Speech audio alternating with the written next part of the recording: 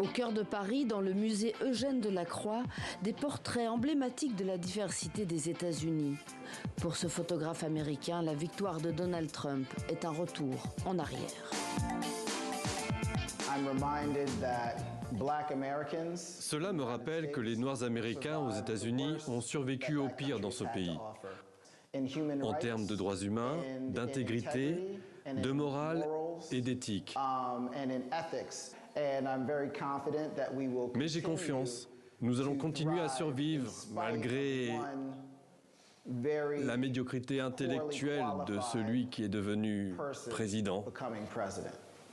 La défaite de Kamala Harris est dans toutes les conversations. Ce collectionneur démocrate a sa propre interprétation.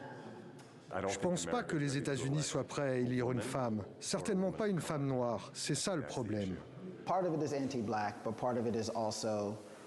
Une partie des votes est anti-noire.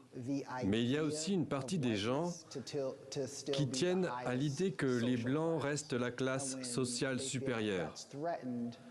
Quand ces électeurs se sentent menacés, même s'ils n'y pensent pas consciemment, ils réagissent de manière brutale et votent pour que leur suprématie sociale basée sur la blancheur soit préservée. À quelques rues de là, au Grand Palais, Paris Photo héberge plusieurs galeries et leurs artistes venus des États-Unis. Cette photographe était ingénieure informaticienne. Elle a tout arrêté pour se consacrer à l'art engagé.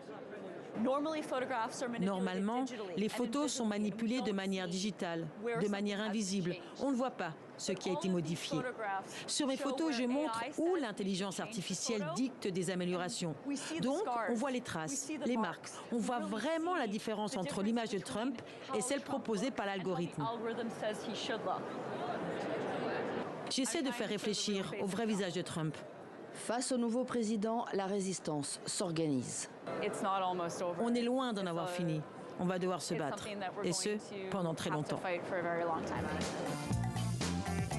Gretchen et ses amis artistes devront d'abord comprendre les raisons profondes de l'échec des démocrates.